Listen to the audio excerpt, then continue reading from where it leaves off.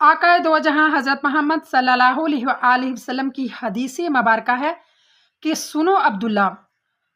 اگر زمین سے لے کے آسمان تک، مشرق سے لے کے مغرب تک ہر کوئی تیرے لیے برا چاہے، لیکن جب اللہ تبارک تعالیٰ کی بارگاہ میں تیرے لیے خیر ہے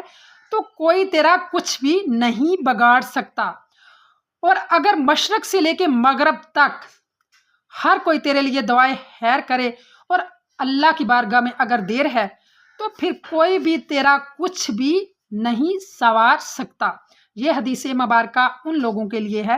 جو یہ کہتے ہیں کہ میرے فلاں رشتہ دار نے میرے پہ جادو کر دیا، فلاں میرے لیے میرا بھلا نہیں چاہتا، مجھے بد دعائیں دیتا ہے، میرا برا چاہتا ہے۔ ان کا اس بات پہ یقین ہونا چاہیے کہ اللہ تبارک تعالیٰ کی بارگاہ میں اگر میرے لیے خیر ہے تو کوئی بھی میرا کچھ بھی نہیں بگاڑ سکتا۔